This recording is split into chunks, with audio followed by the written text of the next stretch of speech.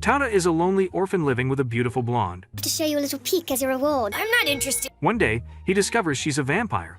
On the verge of death, he drinks her blood and becomes the strongest vampire with cheat skills. I love you! The first scene dives straight into the mind of Evangeline, a vampire who's been walking the earth for more than 7 centuries. She's not bragging about immortality instead. She's quietly admitting that living forever can feel like a curse. Watching the world change while people you care about fade away leaves her carrying more ghosts than memories. Still, just thinking about a boy named Tota pulls her out of that hollow place. He's her anchor, the one thing that makes waking up each day worth it. Elsewhere, 3 boys are hidden high in a thick old tree, eyes locked on the road below. Their leader, Tota, gives the signal their MILF teacher Yukihime, who they secretly call Vampire Lady, is about to pass. The moment she's within reach, they drop down like hunters pouncing on prey. But before they can even swing, a wall of magic erupts around her, bouncing them back as if they were toys. She barely moves a muscle. The blondie teacher they hope to surprise turns out to be their combat instructor, and she's unbeatable. Standing over them, she repeats the same deal she's made many times before. Anyone who can defeat her is free to leave this small village and head for the capital. She's merciless about their failure, making sure the whole class sees their humiliation. And she doesn't play favorites even though she's been raising Tota like her own son ever since taking him in. She treats him like any other challenger. Later, another teacher goggles her and suggests she could ease up on her methods. Yukihime pretends not to care, but eventually mutters that maybe he's not entirely wrong. That afternoon, Tota and his friends trudge home, plotting how to bring her down next time. Now that they know she can use magic, they start brainstorming ways to counter it. The goal isn't just beating her, they want to make it to the capital, because that's where the legendary tower stands, and they dream of climbing it. Eventually, Tota splits from the group. The date on the calendar hits him hard. It's the anniversary of the date his parents died in a car wreck 2 years earlier. At the cemetery, he talks to their graves like they're still listening, updating them on his life, and insisting he's doing okay. The truth is, that accident not only took his family but also erased his memories, leaving him with nothing from before that day. Yukihime was the one who stepped in to raise him. She is everything to him, and for that, he owes her everything. Before leaving, he stops by his grandfather's resting place, but that's when something strange happens. A man with striking red hair and a tall staff is standing quietly in the distance. The stranger says only one thing. He'll be waiting at the top of the tower. Before Tota can respond, the man vanishes. That night, Tota tries once again to convince Yukihime to teach him magic. She rejects the idea without hesitation. Days later, after another humiliating defeat, Mr. Tachibana, the same teacher, who once told Yukihime to show some leniency, makes them an offer. He'll train them in secret. The boys start practicing fire spells with wands, but Tota's magic is a disaster no matter how hard he pushes himself. Seeing that, Tachibana hands him a curious bracelet. It's a magic blocker. Whoever wears it can't use spells. All Tota has to do is get Yukihime to put it on. Worried she'll suspect something, he struggles to think of a good excuse. In the end, he doesn't need one. She notices it, assumes it's a gift, and slips it on without a second thought. The following day, she's out in town still wearing it when the boys spring their attack. They teleport in, bind her with magic, and for once, she can't fight back. Smiling faintly, she admits their strategy was impressive. For the first time, they've technically beaten her. The victory lasts only seconds. Tachibana appears, drops the act, and knocks them all unconscious in a blink. He then unleashes a storm of razor-sharp spears of pure magic at Yukihime. Bound by the bracelet, she can't defend herself and takes every hit. His true identity comes out. He's a bounty hunter, and she's his target. He draws a sword to finish the job, but Tota stumbles in and swings his wooden weapon at him. It's like hitting a wall. Tachibana teleports, reappears behind him, and slices his arm clean off. Shock freezes Tota in place. As the killing blow comes down, Yukihime intercepts it with her own body. She tells him his effort mattered, that the gift meant something to her, and that he'd earned her acknowledgement. Before those words can sink in, Tachibana cuts her to pieces in front of him and runs a blade through Tota's chest. Slipping toward death, Tota's mind floods with regret. Then, through the haze, Yukihime's voice reaches him. She says he can live again, but only by becoming immortal like her. The price? Drink her blood. She collapses. Without overthinking, he drops to the ground and drinks. Across the field, Tachibana moves to execute Tota's friends, but before he can, a severed arm slams into him Tota's own. The boy charges in, forcing Tachibana to knock him down and blast him with an explosion spell. Even so, Tota rises again, now fueled by something far beyond human. Energy swirls around him, packing into his fist. He hurls himself forward and delivers a single colossal punch that sends Tachibana smashing into a car. Darkness swallows him. When he wakes, Yukihime is beside him. She tells him he's now immortal and admits the truth about his parents. They weren't victims of an accident. They were murdered. Before they died, they made her promise to protect him. She apologizes for forcing immortality on him, knowing it's a heavy burden. But he's not angry. Instead, he thanks her for staying with him, saying eternity doesn't sound so bad if they face it together. With danger closing in, they decide to leave for the capital. For Tota, there's also the matter of finding that mysterious red-haired man. The two walk side by side down deserted streets, their new journey beginning. Now it's revealed that Japan's population has crashed hard, and about 25% of the whole country is straight up unlivable now. Huge stretches of road go on forever with no one in sight, like walking through a dead zone. All that thrill Tota felt about reaching the capital and running into cool new folks, gone. That buzz totally dies out. Eventually, he takes a break and floats around in a chill lake, just thinking about what it means to be immortal now, but the quiet vibe doesn't last. Suddenly, he bumps into some random person skinny dipping. At first glance, it looks like a naked girl. She flips out, whips out a blade, and starts swinging without hesitation. Girls with swords, that's new. Tota dodges like his life depends on it. Only after nearly getting sliced up does he realize, wait, that's not a girl. That's a dude with an extremely pretty face. His name? Kuramaru. The guy's so androgynous that Tota completely misread the situation. Once the tension drops a little, they finally start chatting. Kuramaru explains that he's part of some elite family that's tied to a place called the Great Tower. That gets Tota hyped, but then things take a sharp turn. Kuramaru reveals his real goal. He's on a mission to wipe out a woman named Evangeline. The air gets heavy real fast. Then something weird catches Kuramaru's eye. Tota doesn't have a reflection. Super sus. And boom, right then, Yukihime shows up out of nowhere. Kuramaru reacts instantly, attacking her with lethal intent. But Yukihime blocks the strike effortlessly and follows it up with a brutal punch that blasts a hole clean through Kuramaru's chest, dropping him flat. Tota just stands there, stunned. But then the impossible happens. Kuramaru starts regenerating. The dude's body literally fixes itself. That's when it clicks. He's immortal too. Kuramaru jumps back into fight mode, ready for another go. But Yukihime stops him and says, if you want to try again, beat Tota first. Now Kuramaru charges straight at Tota, holding nothing back. Tota doesn't even want to fight, but he gets pulled into it anyway. They go at it, trading fast-paced strikes like it's a video game on high speed. Even Yukihime is low-key impressed watching them go toe-to-toe. Eventually, Kuramaru manages to land a serious hit, slicing Tota's head clean off. He thinks he's won, until Tota casually grabs his own head mid-air, pops it back on like a Lego piece, and keeps going. Then, out of nowhere, Tota smashes him with a punch so strong it knocks Kuramaru out cold. After waking up, Kuramaru's so ashamed he can't even look Tota in the eye. He begs to be finished off. But instead of ending him, Tota offers his hand and says they should be buddies. Later, they're soaking in a hot spring together. Tota keeps trying to bond and crack jokes, but Kuramaru stays all stiff and serious.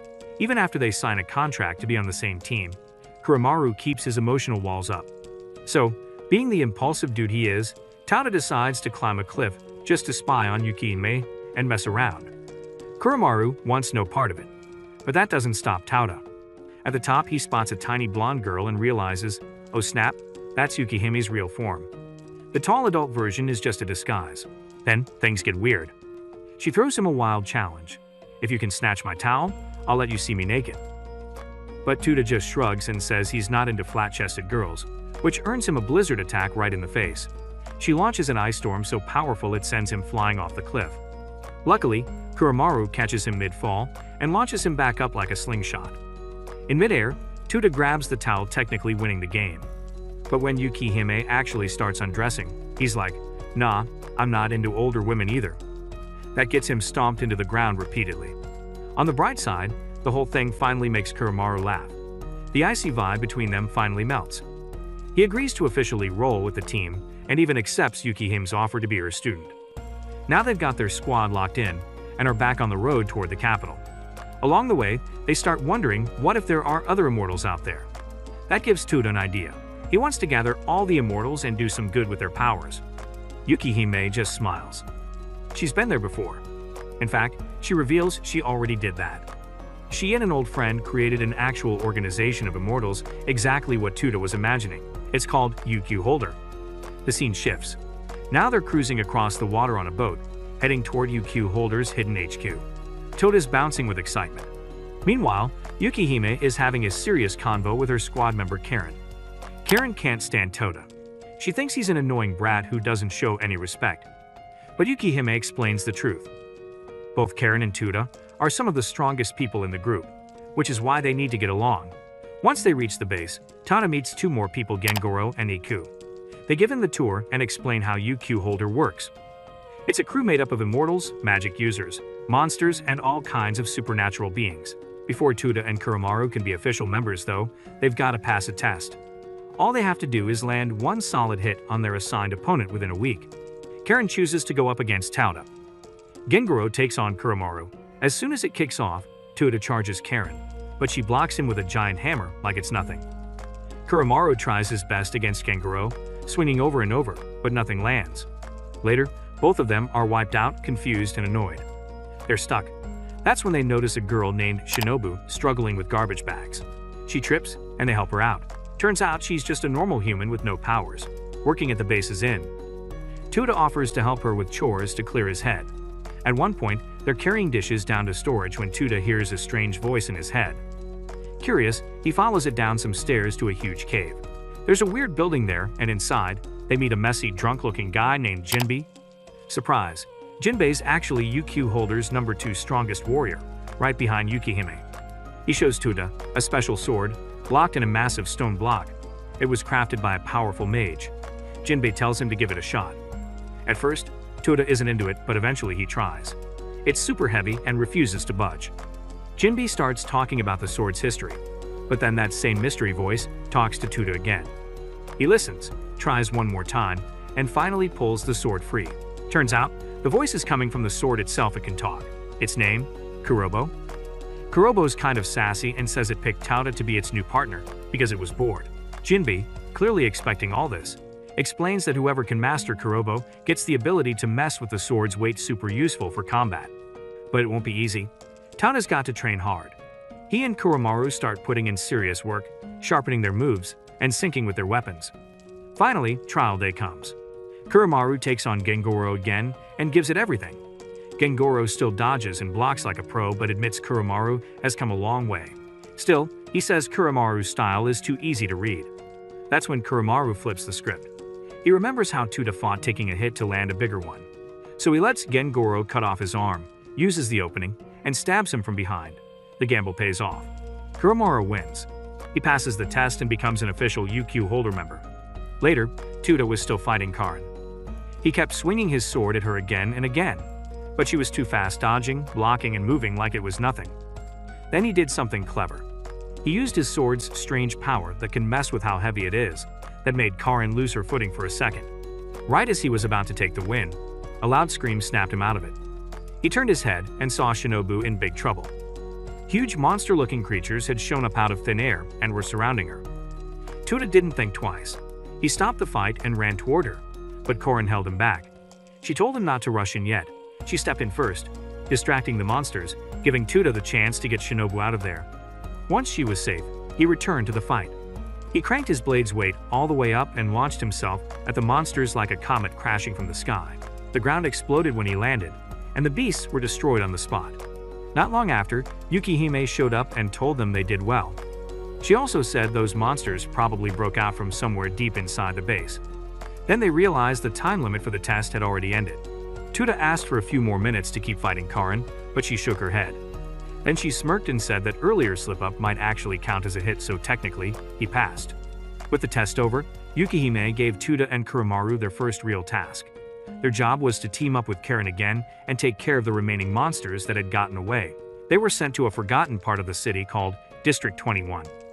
That place was full of broken-down buildings, old streets, and poor people the capital had completely ignored. They were there to help anyone who needed it, especially folks who had nowhere else to go. When they arrived, they visited a small orphanage where a bunch of kids lived. Somehow, Tota lost a silly arm wrestling match and ended up cooking food for everyone. The meal turned out way better than expected, and the kids were surprised that he could even cook at all. While chatting with the lady who looked after the place, they found out some local criminals had been showing up every night, threatening to kick everyone out. That's why they called for help from Yukihime's group. Later that day, Tota was practicing a move called Quickstep. It's supposed to make you faster and hit harder, but he wasn't quite there yet.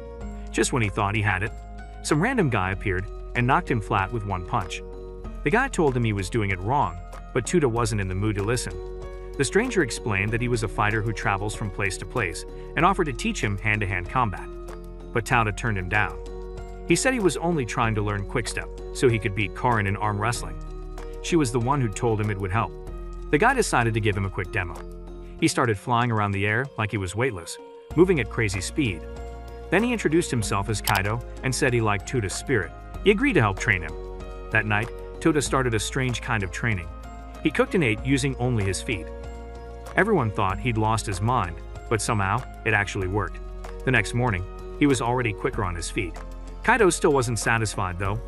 For the next few days, Tota kept doing everything: walking, lifting, eating, training without using his hands at all. Meanwhile, Kaido secretly met with two shady-looking men in the shadows. After talking for a minute, he transformed into a massive werewolf. That's when we find out the truth. All three of them were actually immortal hunters, and their mission was to wipe out the people in the village. Back in District 21, two guards from Yukihime were patrolling when dark shadow creatures showed up and quietly took them out with guns. At the same time, Karin was taking a quiet bath. She had no idea that someone was sneaking up behind her. The second she noticed something wrong, she raised a shield just in time to block the bullets. Then she grabbed the enemy's gun and shot back, but he blocked it easily and laughed at her. After that, he rushed at her with a blade. Karin didn't back down. She stayed strong, throwing punches and landing solid hits. The attacker cut her across the neck, but it didn't hurt her. He looked confused and kept trying, but she hit him hard in the stomach and pinned him down. Then he pulled out a small hidden gun and fired straight at her face. The shot knocked her down. That's when we learned his name, Chow. He admitted he wasn't even there to beat her. His job was just to keep her busy. Meanwhile, Tota was helping a kid named Ruki clean up trash when they noticed smoke rising in the distance. The same monsters from earlier were now setting buildings on fire. Before they could move, three of them came right at Ruki. Tota jumped in front of him, and Kuramaru appeared right after to help. But they weren't alone for long. More shadow creatures showed up along with the last two immortal hunters. Tota told Ruki to run while he got ready to fight. But before he could move, Kato appeared out of nowhere and hit him with a vampire sealing mark. It knocked Tota out cold on the spot. Now Kuramaru was the only one left to face all of them. Back inside, Karin was still trapped by Chow.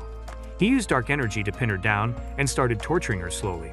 He was clearly enjoying every second of it. Outside, Kuramaru started the fight with a bright flashy move that lit up the sky. Then he jumped in. The fight got brutal fast.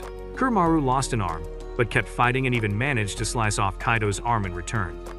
They both healed and kept going like nothing happened. Kaido then turned on Quickstep and zipped around at insane speed, slamming Kuramaru with a crazy combo. At the end, he sliced Kuramaru's body clean in half. To make sure he couldn't move, Kaido threw two giant metal signs at him, pinning both halves of his body to the ground. Just as he was about to finish the job with a spell, Ruki jumped in and took the hit. At that exact moment, Chow kept torturing Karin, clearly enjoying how tough she was. Kuramaru's still stuck, struggling like crazy under the weight of the junk holding her down. She grits her teeth, not for herself, but for Ruki, the little guy who's now in danger. Kaido has him, and things are going south fast. While trying to wriggle free, Ruki hears the truth come out. The people attacking them? They're just following commands from someone powerful, someone way up in the tower's ranks. This isn't some personal grudge, it's a mission passed down from the top. Just when Ruki's about to get taken out, Kuramaru breaks loose with pure willpower and throws her body forward, even though she's still cut up and barely holding together. She manages to protect the kid just in time. Suddenly, out of nowhere, Tota shows up. Everyone freezes, they weren't expecting him to bounce back. Meanwhile, Karin's been suffering through some next-level pain. Chow's been torturing her non-stop, and she's had enough, so she finally lets it out. Her ability to survive isn't some cheap trick. It's a sacred gift. With no backup coming, she taps into her divine mode. Her whole body glows, she levitates, and the shadows around her get wiped out. Then she unleashes a storm of attacks on Chow that leave him reeling. Back at the main fight, Tota explains that somehow, the spell that was supposed to shut him down got sucked into his body. He doesn't get it either, but it worked. The enemies realize he's way stronger now. His arms are wrapped in black armor leaking out energy like smoke. He doesn't know what it is, just that it's time to throw hands. He goes full speed, launching one hit that sends the goons flying. Kato comes in next. The two trade hits, fast and clean. Toda's reflexes are on point now. Karen backs him up too. Then Kaito stops holding back and shows what he really is, a monster, literally. Tota asks why he's doing all this. Kaito shrugs it off. He says he's not fighting for revenge or some big cause, he just loves going up against strong people. That's it. No deeper meaning. So they clash again, both so fast it's like watching two ghosts brawl. The movement is too fast for normal eyes.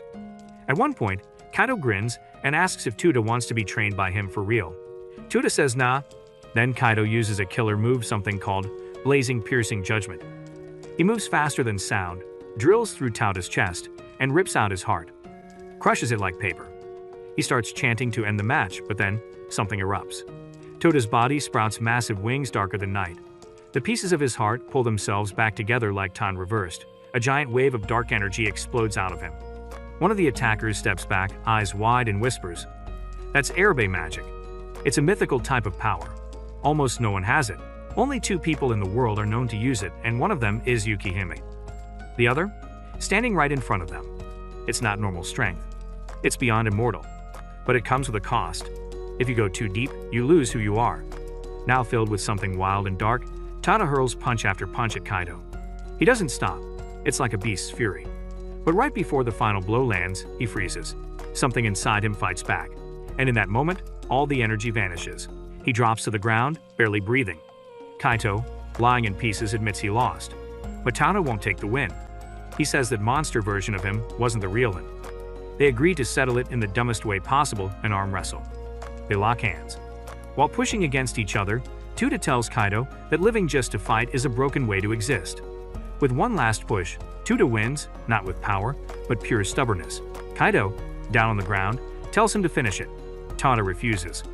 That's when the old guy shows up, says the job's over, and pulls Kaito out of there. Before anyone can breathe, fire starts ripping through the village. Then Yukihime drops in, raises her hand, and freezes the whole town solid, stopping the fire in one move.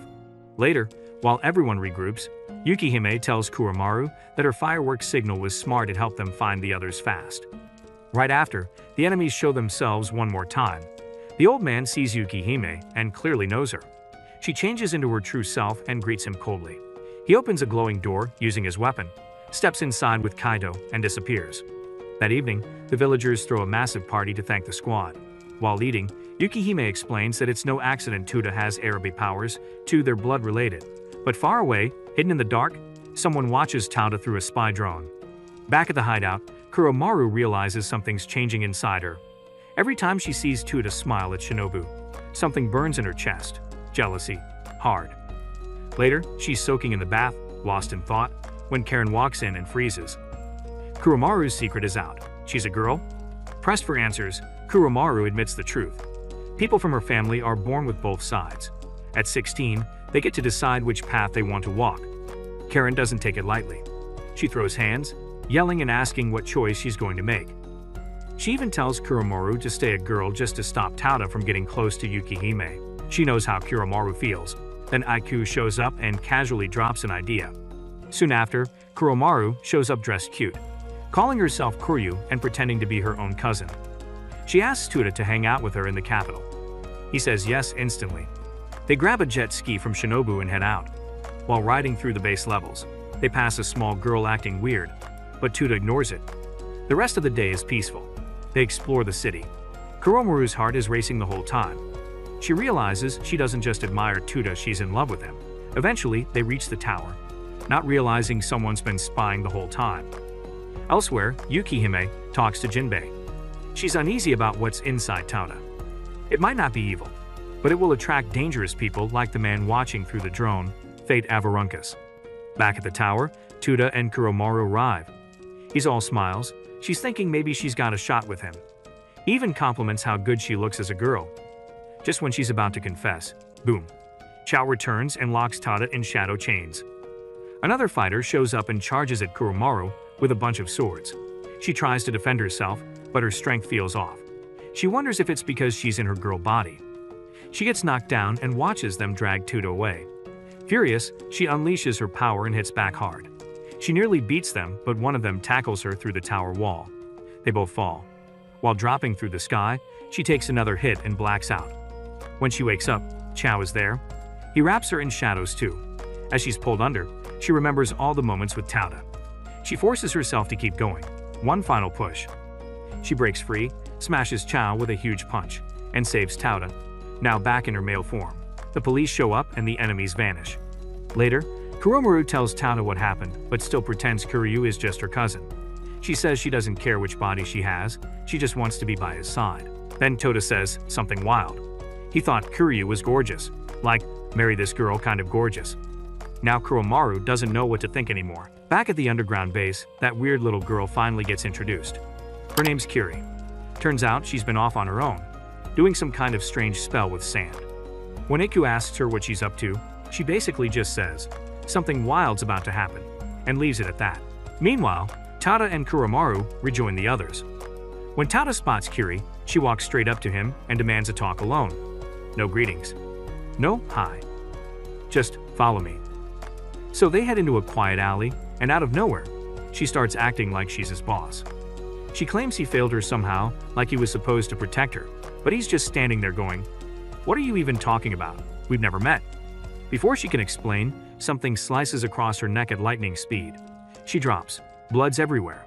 A shadow flickers away, vanishing into the wall. Tota thinks it was Chao. As she's fading, Kiri gasps out one sentence, "Grab my hand." The second he does, the world shifts. Boom, back in time. Suddenly, it's morning again. Same day. Same events. Only now, Tota's confused out of his mind. Nothing makes sense. They meet up with Karen and Iku, hop on a boat, and start heading back to the city. On the way, Kiri finally tells him the truth.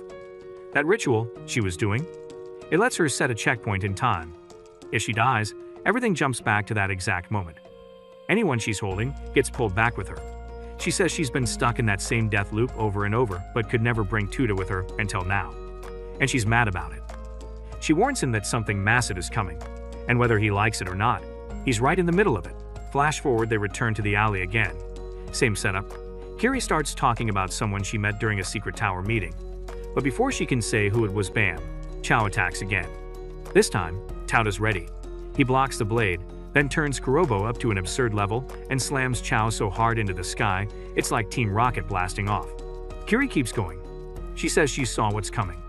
Fataveris, deadliest mage alive, shows up, kidnaps Tota, and wipes out every teammate he has. She watched it happen, that's why she offed herself and reset the timeline. Tota is shook. He doesn't know why Fate's even targeting him. Kiri has no clue either. But she's certain. If Fate captures him, everyone's done. Her solution? Force Fate into another rewind. But this time, trap him in it too. Karen and Iku walk in mid-combo and finally figure out what her ability actually is. Later, on a train, the whole team talks things through. Rule die. 1. Don't let anyone find out what Kiri can do. If enemies knew, they could just keep killing her to reset reality on purpose. Then she lays out the ambush, bait Fate to a specific spot, and once he's there, activate the rewind while everyone's touching her, including him. The save point will be the secret cave under their base. Everyone gets their own role. The team splits to prepare. Tota wonders why Yukihime isn't helping. Kiri says if Yukihime gets anywhere close, Fate will sense it and bounce, ruining everything. While waiting, a hooded blonde bumps into Tota and slips some kind of charm onto his back without him noticing. Later, he starts digging online to learn more about Fate. That's when Yukihime calls. She finally gives him the history lesson. Fate used to be a hero. He fought side by side with her and Negi, Tota's granddad.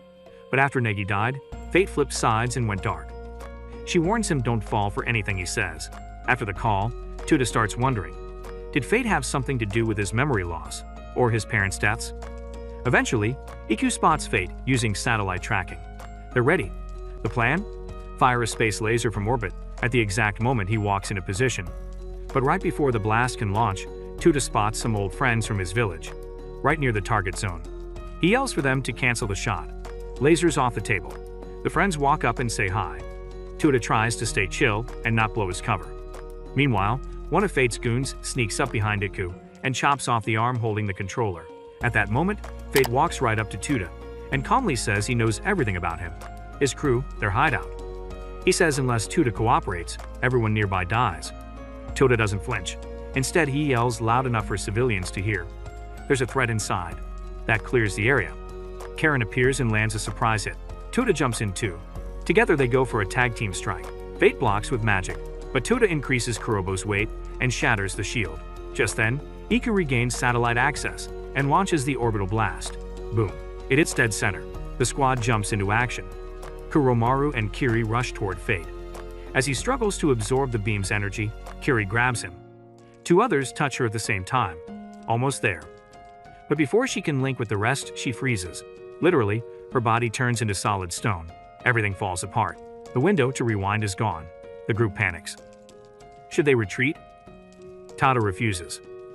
Fate took damage. Now's their shot. While the battle with Fate rages on, backup enemies flood the area and start ganging up on Tota's squad, picking them off one after another. Despite being completely outmatched, Tota keeps swinging, refusing to back down. Fate, though, is on another level entirely. He's dodging, countering, and casting spells like it's second nature. In the middle of this chaos, Current contacts Tota. She says there's a strange glowing number ticking down above Kiri's arm. Neither of them knows what it means exactly, but they decide to trust Kiri and hold off Fate until it runs out. Tota steps it up. He starts trash-talking Fate, distracting him with fake-outs and fast footwork while keeping the heat on. Just before the countdown hits 0, he slams Fate to the ground using Kurobo's massive weight and retreats to regroup with the others. Once the timer ends, he quickly grabs Kiri's hand and boom, the stone curse around her shatters. Everyone rushes to her side. She's still in contact with Fate, who's pinned and unable to break free. That's when she uses her time rewind spell and flings the entire crew, enemy included, back to their earlier checkpoint in the underground hideout. When they land, Fate finds himself face to face with Yukihime after 2 whole decades. Her sudden appearance catches him off guard. He looks ready to fight, but deep down, he knows he's been outmaneuvered. He puts up his hands in surrender and offers to answer one question per person if they let him go. When it's Tota's turn, he asks why Fate's been targeting him. Fate says his goal is to use Tota's power to rescue Negi and, in doing so, save everyone across the entire solar system. They've got about 20 years to pull it off. But Tota isn't done. He hits him with a deeper question. Did you kill my parents? Fate straight up says yes. That sets Tota off. Shadows flare up around him, his dark energy erupts, and he gets ready to beat Fate down. But just as he's about to snap, a magic symbol flashes in the air, and suddenly a ghostly version of Negi appears. His grandpa warns him Fate is lying, but he's not entirely evil either. Everything he's done, no matter how messed up, was to help Tota in some twisted way. Meanwhile, Yukihime sends a private message to Kuromaru. She tells him there's a device planted in Tota's body. It's what's making the fake spirit appear. Kuromaru slices it clean off, cutting the illusion short before it spills any more secrets. Once everyone has asked their questions, Fate walks off. But even as he disappears, Tota's mind is still spinning. He tries getting more answers from Yukihime, but she brushes him off and walks away. Soon after, a mature blonde lady rolls up to the base with a crew of girls. She asks to meet Yukihime and wants Tota in on it too. Later that day, Tota's chilling with Shinobu, drinking tea, when one of the new girls, Mizore, kicks down the door and randomly challenges him to a brawl. She throws out some wild accusations about his bloodline being full of monsters, then swings at him. He blocks easily and sends her flying out the window, but follows her, catches her midair, and lands on the rooftop with her in his arms. That's when she casually announces, "Congrats, you passed. You're my boyfriend now." Tota's like, "What?" From then on, Mizore is full-on obsessed. She puts on Shinobu's clothes, cooks him giant meals, and tries to impress him every second she gets. Meanwhile, the other girls on the team start catching feelings too. They're watching Mizore closely, trying to figure out how serious she is. Iku strolls in and tells them about a legendary love trick, a hot spring back scrub ritual. Wash someone's back 50 times, and they'll fall for you. The girls roll their eyes, but secretly they all plan to try it. Elsewhere, Yukihime has a serious conversation with the blonde woman, another one of Negi's old students. They talk about the ghostly vision from earlier. Turns out, it wasn't really Negi. His body was taken over years ago by a dark sorcerer called the Lifemaker. Now, anytime Negi shows up, it's because his possessor allows it. The woman tells Yukihime she has to stop shielding Tota. He needs to face all of this head-on. Back in the hot springs, Tota's just trying to chill with Iku. They're chatting when Iku drops a bomb. He's actually 72. When he was 13, his real body went into a coma, and his mind was transferred into a robot. His actual body is still asleep somewhere out there. While they talk, the girls prep their sneak attack. Mizore hears about the bath trick too. Surprisingly, Karen shows up first. She charges in and tries to start scrubbing Tota's back, but Kiri flies in and kicks her across the room. Then, all hell breaks loose. Every girl rushes in, and a massive spa war erupts. Out of nowhere, Yukihime shows up. She ends up alone with Tota, casually takes a seat, and starts washing his back. While doing it, she finally opens up. She says sorry for earlier she was overwhelmed. Later, they meet again on the dock. This time, she's in her true form and drops a massive truth bomb. She confesses she's always loved Negi, and the version Tota saw earlier, that wasn't really him. She explains that 20 years ago, Negi saved the planet by defeating the Lifemaker but got possessed in the process. Ever since, both she and Fate have been trying to save him, but they've taken very different paths. Tota brings up his parents again, hoping for the truth. And Yukihime hits him with something even crazier. You don't have parents. He stares, confused. She continues he wasn't born. He was made. Created in a lab 2 years ago using Negi's DNA, which means Tota isn't just related to Negi. He is Negi, a clone. The next morning, he tells Kuromaru everything. His friend does what he can to cheer him up, but it's clear the news hit hard. That's when Mizore barges in like it's her house and demands they go to the capital. There's a big martial arts tournament happening, and she thinks it'll be the perfect distraction from his identity crisis. They head out, get lost in the crowd, and start exploring the event. But when Tota tries to sign up, no luck. All spots are filled. He's a little disappointed but shrugs it off. Next time. That's when Mizore's great-grandmother suddenly shows up, dragging him away without warning. She introduces him to 2 more of Negi's past allies, Tatsumiya and Chachimaru. Mizore can't believe it, but she's stuck watching them leave. Elsewhere, Yukihime hears her old teammates are in town and decides it's time to go too. Back at their base, Tota finds himself being pulled along by a group of girls who take him to an old classroom, one that used to belong to his legendary granddad, Negi. The vibe is totally surreal. Inside, he meets Seyo, a literal ghost who used to be one of Negi's students. Along with the others, she welcomes him like he's part of their family. Even though he's technically a clone, they don't see him that way at all. To them, he's carrying on Negi's legacy, and they're already proud of him. Everyone gets a bit emotional, and they hug him like he's been one of them forever. Suddenly, Tatsumiya gets a call. One of the fighters in the tournament bailed, and they need a quick replacement. Boom, next thing you know, Tota's standing in the arena with a roaring crowd. Across from him is a masked fighter named Cutlass. The match starts, and things get intense real fast. They clash back and forth, but Tota quickly realizes he's up against someone seriously dangerous. From the audience, Kuromaru and the others sense something's off. Cutlass isn't just strong, she's got this creepy, murderous energy about her. Meanwhile, Tatsumiya checks in with the fighter, who was supposed to be in this match, and learns that Cutlass took him out just to sneak into the tourney. Back in the ring, Tota keeps pushing, but Cutlass is straight up overpowering him with both muscle and wild magic attacks. Then things get personal. She starts trash-talking him, calling him a knockoff clone, and mocks everything he is. She eventually cuts him clean in 2, but he doesn't stay down. His rage kicks in, and this dark power around him goes wild. Even then, she plays it cool. She drops enchanted swords on him from the sky that pin him to the ground and cancel out his powers. While he's trapped, she keeps throwing shade, saying he'll never live up to Negi. But then his friends start cheering from the stands. That fires him up. He powers through the blades and lands a powerful punch right to her face. Her hood flies off, revealing she's actually a girl. She's not fazed though. She smirks and says the clock's run out.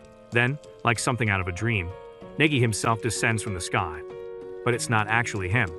The people watching Tatsumiya and the others know it immediately. This is the Lifemaker pretending to be Negi.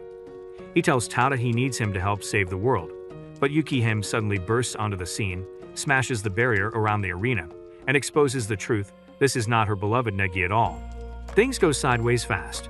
2 of Yukihime's old classmates appear out of nowhere and trap her with spells. Just then, a massive guy crashes down from above, charging at Tota.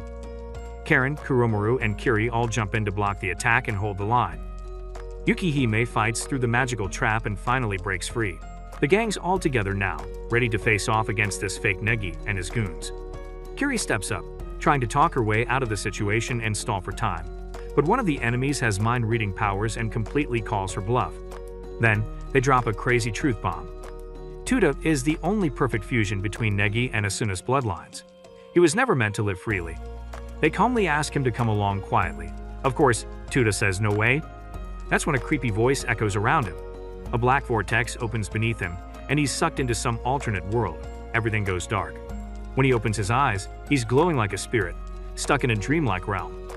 He spots Yukihime, badly hurt, and runs toward her but can't reach her. The scenery warps and shifts like a bad dream. That's when a new character appears, Alberio.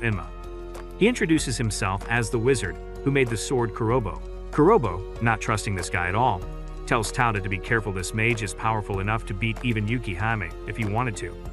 Alberio says his only goal is to get Tota to join Negi's side.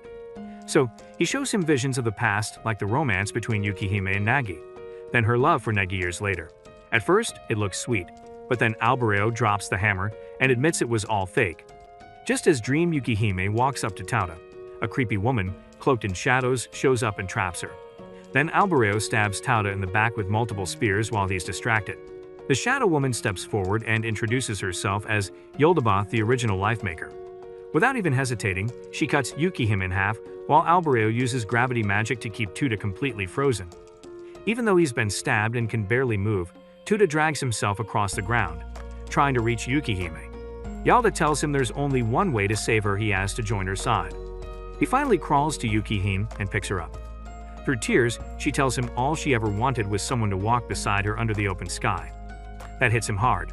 With his promise to stay by her side, he dodges Yolda's next attack and manages to carry Yukihime away.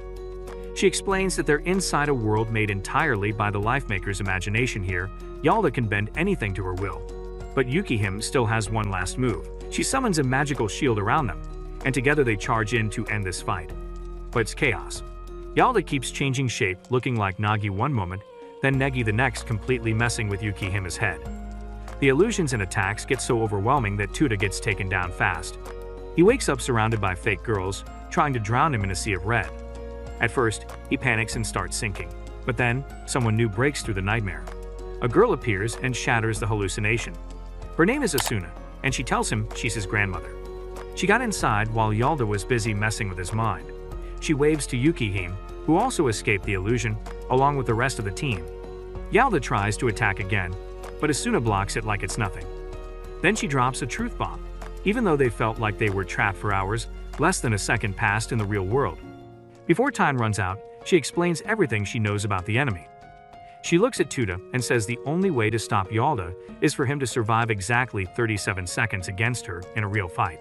With that goal locked in, Tota and the crew prepare to return to reality. Without wasting a moment, the entire crew splits into small squads and begins striking the enemy with perfect timing. Thanks to Asuna's insider knowledge, they tear through the weaker enemies like paper.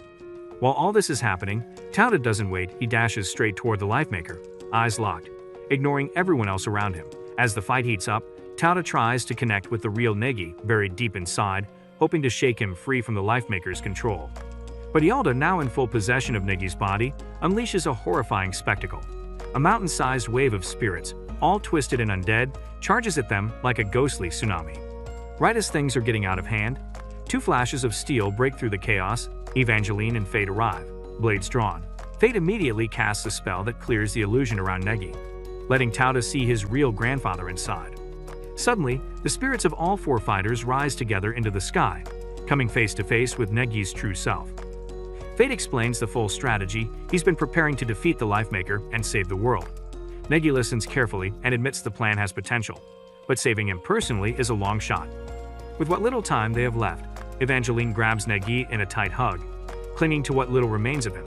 Negi gives Tota a final few words of encouragement before the scene dissolves and they all crash back down to reality. The moment they return, Yalda transforms again, dodging an attempt to turn her into stone. Fate and Evangeline combine their strength for a follow-up assault, but she casually brushes them aside like it's nothing. When she shifts her attention to Tota, she hurls him backward with such force that he nearly blacks out, but instead of giving in, he undergoes a power boost of his own. Now running at full throttle, Tota matches her speed and strength in the sky while the rest of his friends are fighting for their lives below. Up above, he's struggling. Yalda's power is simply overwhelming. Meanwhile, on the ground, her army is dominating his teammates. As Tota glances down and sees the smoking wreckage of the nearby city, guilt and fury take over.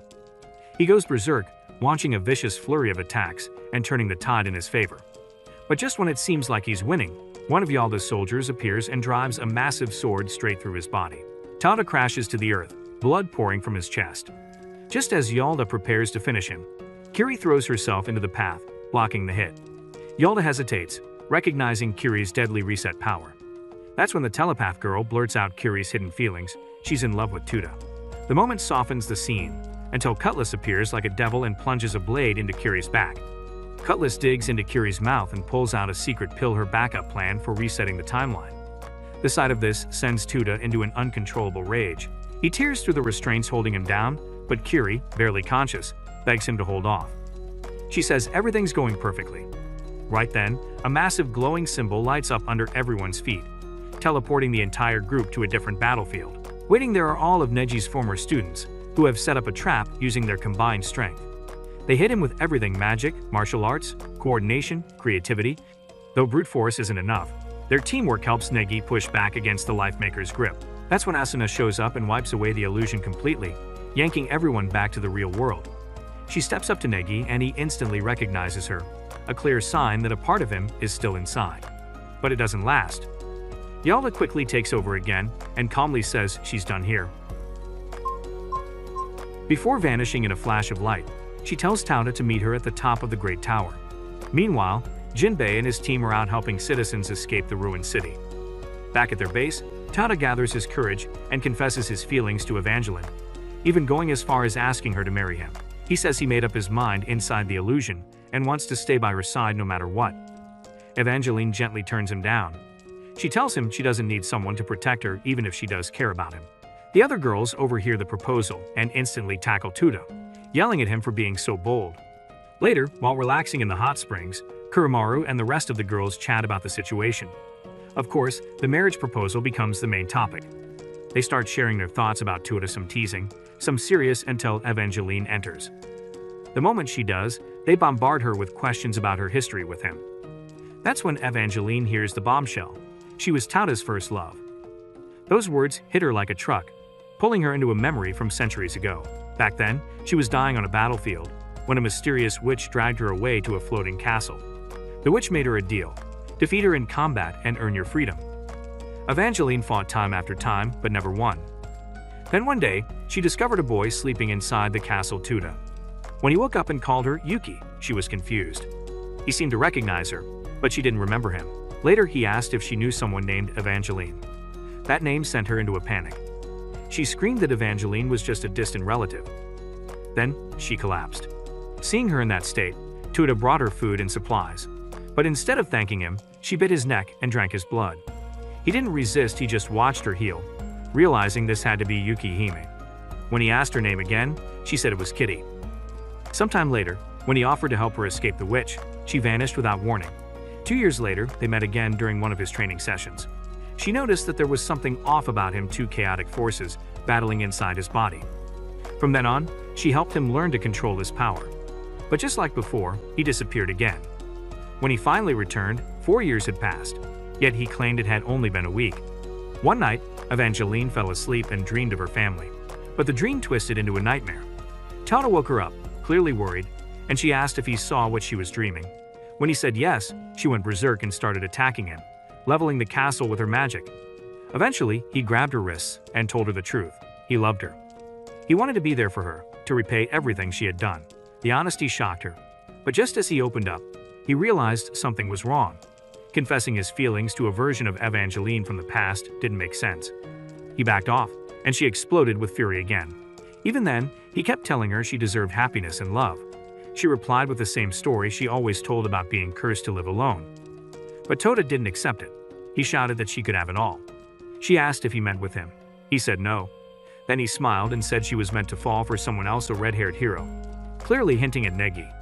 That moment changed everything. Two people from different timelines, somehow crossing paths. Back in the present, Evangeline reflects on all of it and realizes she was right from the start, but it still took 5 whole centuries to find their way back to each other. After things cooled down, Tota and the squad went back to their regular assignments like nothing ever happened. But while they handled missions, Kiri was quietly falling apart inside. Her emotions were all over the place, constantly thinking about her feelings for Tota. She couldn't stop comparing herself to the other girls around him. She didn't cook his meals. She never really doted on him or stuck close like the others did. She felt invisible, like she wasn't special to him at all. That thought kept gnawing at her, making her feel more insecure by the day. Trying to distract herself, she started obsessing over the stock market, scrolling graphs, watching trends, anything to keep her mind busy. But just as she was getting into the zone, Tota and Mizore crashed into her room like clowns, inviting her to chill with them over tea and sweets. Their sudden energy completely wrecked her concentration, and in the chaos, she accidentally lost a massive amount of money. The second she noticed how much she'd lost, her panic turned into desperation. Without thinking, she grabbed a knife and aimed to end her own life, hoping it would reset time like before. Mizore and Tota freaked out, diving to stop her. They wrestled the knife away from her, but Kiri wasn't done. She bit down on an emergency capsule she'd kept hidden in her mouth, meant to force a time jump if the knife failed. During the commotion, all three of them slipped, and Kiri landed right on top of Tota's lips first. The kiss caught everyone off guard. She jumped up, face red, flustered beyond belief. But something was wrong. Mizore was stuck mid-air, completely frozen like time had stopped.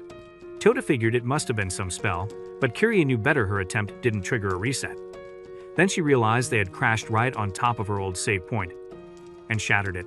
That was the real reason everything was frozen. They'd broken the checkpoint, and now time itself was in lockdown.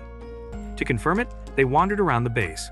Everyone was frozen solid, like statues. Oddly, Tota was excited, thinking Kiri had unlocked some wild new power, but she immediately shut that idea down. No, this was a glitch, and she had no idea how to fix it.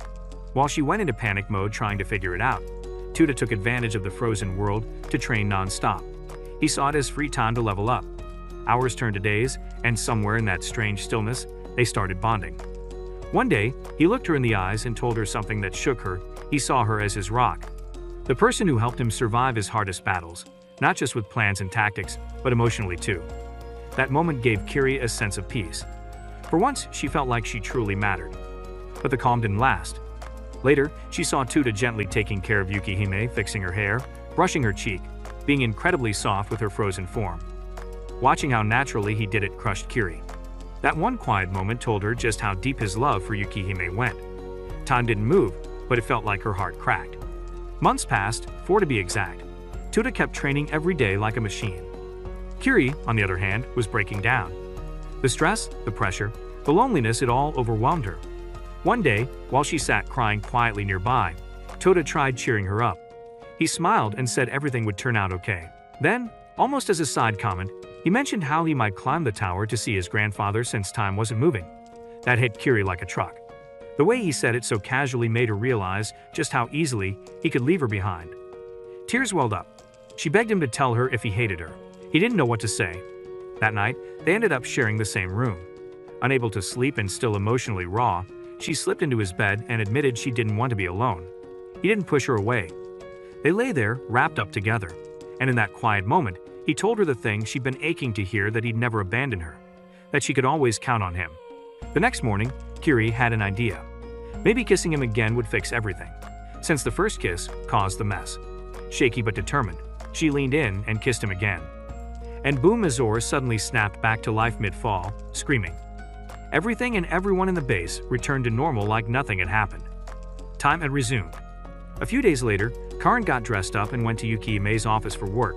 But when she got there, Yukihime wasn't in just a box of fancy chocolates sitting on the desk. Curious, she took one and ate it.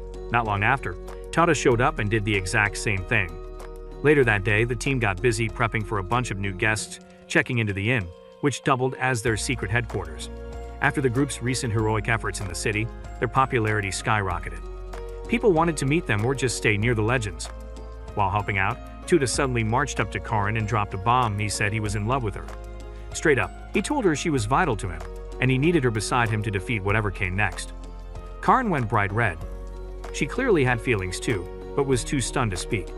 Just then, Yukihime strolled in and casually asked what was happening. And out of nowhere, Tota ran up and proposed to her on the spot. Yukihime didn't miss a beat. She launched him with a massive kick.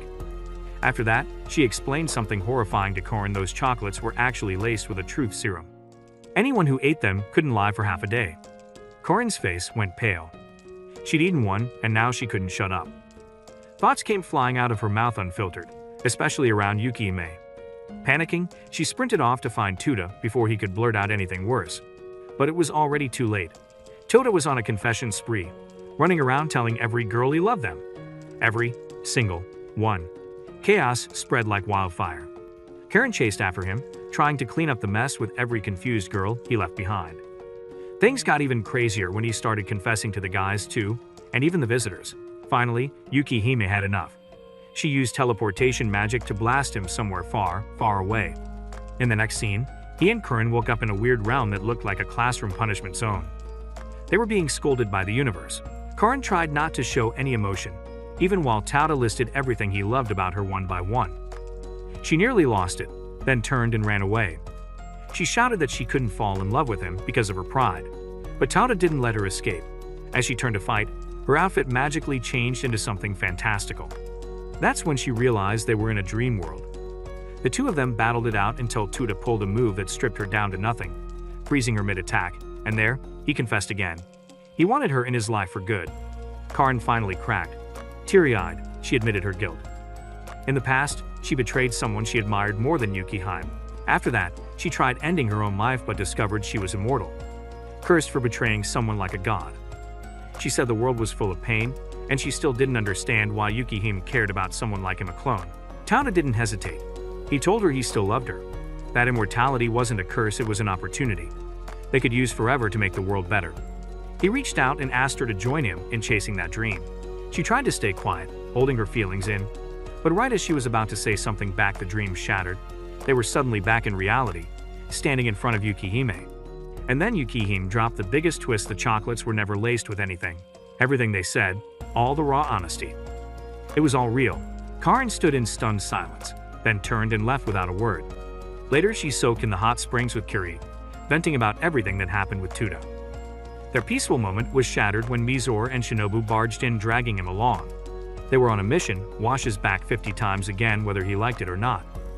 They stripped him down and chucked him in the bath like a sack of potatoes. Unfortunately for him, he landed right on top of Karen and Kiri hands first. Both girls screamed. He got launched straight into orbit. And that's where this video ends. If you're new here, make sure to subscribe to our channel. And also watch this following video until a new one.